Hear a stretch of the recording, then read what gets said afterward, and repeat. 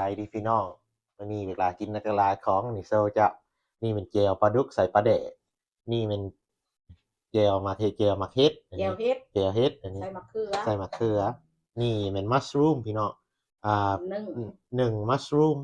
1เฮ็ดข่ากับ1เฮ็ดผึ่งมีรวมกันเฮ็ดพี่น้อง a lot of thing a lot of different mushroom everyone inside here now I'll show you this too this is the meat เดี๋ยวพี่น้อง this is squirrel meat and pork พี่น้องนี่มันปิ้งกระแตปิ้งกระแตปิ้งกระแตกับซีนหมูเด้อหมดทุกคนป้าเอาไปเสี่ยว everyone นี่เป็นของบักหลากินพี่น้องโอเค everyone เราจะไข่ข้าวเหนียวของคนลาวปิดแบบพี่แม่มาเด้อพี่น้องมองปลายทุกคนเวลาไปเสี่ยวป้านี่แหละคนลาวอยู่ใส่กับข้าวเหนียวปลาแดก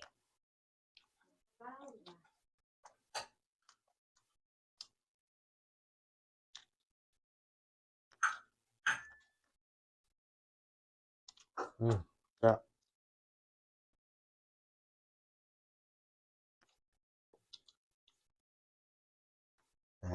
ฮอด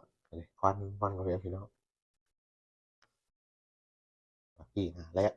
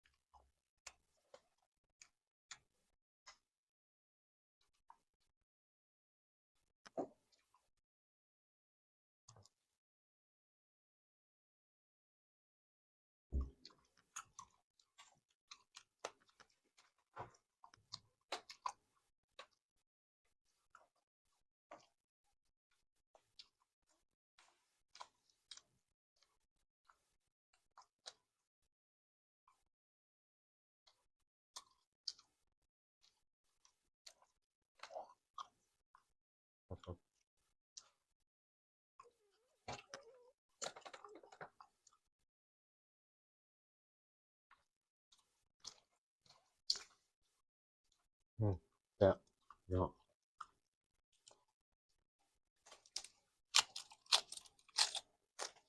พี่น้องมื้อนั้นเด้อมื้อนี้ลากินกระแตก็กินกะฮ้อกับซีนหมูกับลาโซเจ้าแจ่วปลาดุกกับแจ่วเฮ็ดกับเฮ็ดก็คือได้หมดคุแนวโอเคพี่น้อง Thank you for watching me eat okay appreciate you very much okay bye bye